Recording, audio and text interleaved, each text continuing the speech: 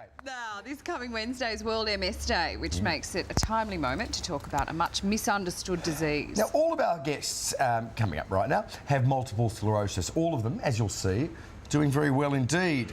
Here in the studio, we have author Jillian Kingsford Smith and comedian, academic, alumnus of SWOW, the School Without Walls, Tim Ferguson, and in Brisbane is the Mayor of Ipswich, Paul Pisasale. How are you all, and welcome. Tim, I'll start with you. You've got a very simple way of describing what MS is. Can you hit me with it? Well, I've got a new way. It's a bit like having Barnaby Joyce at work in your system, Andrew. Oh my Completely God! unpredictable. It will just turn up and just do stuff and go, well, I don't know, and then just run out of the room with everything on fire. And Sure. just when you think he's gone, then he comes back. I've had another idea. Okay, so it could be like Barnaby Joyce in the top half of your body one day and Bob Catter in your legs the next. Who knows? Yeah, absolutely. Or in your hat. You never know what they're going to do. This gives a pretty clear picture. That is a great description. We're on the same page now. Gillian, you've written a book where you interview a range of people with MS, including Tim and Paul. What has this process shown you about MS?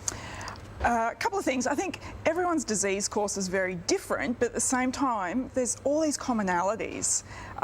Everyone universally said they thought they were losing control at some point. And the book was originally called Losing Control, not Taking Control, but then it just looked wrong.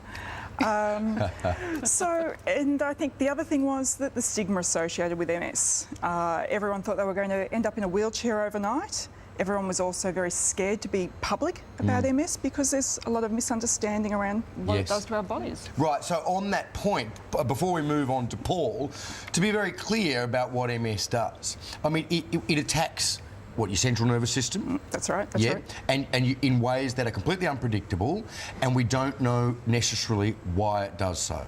Absolutely. So you may have flip outs in your arms, your legs, lose ability to stand, to talk, depending on the condition? Yeah, everyone I interviewed has very similar I guess, symptoms. For me, it's in my leg. I can't feel my left leg at all. For other people, they get a lot of tiredness and fatigue.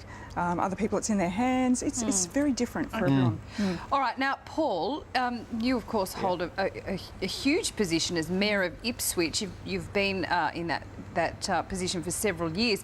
I didn't even know you had MS until I read these notes. It doesn't seem to have held you back too much.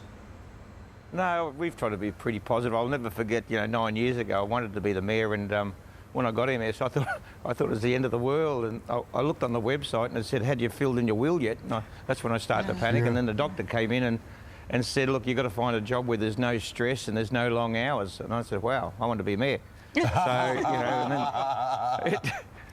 and now I'm working with the MS Society. We're trying to be positive. We've got just understanding about being positive, about getting on with your life, and it actually makes you a better person, because what it really does is just, you're not bulletproof. You've got a bit more compassion. You understand more about other people's feelings, and this morning I'll be playing golf, and my challenge is not to beat the other person, but just to hit that golf ball. It's absolutely fantastic. Good on you. Tim, everyone who has seen you in action as a comic and a musician knows how very physical you were with your comedy, and really you've been struck pretty hard by MS in many ways. You have a lot of difficulty walking some days. And, and the dancing, the tap dancing is gone. I was going to join Tap Dogs. They said, "Look, we've got Tap Kangaroos. You could probably audition for."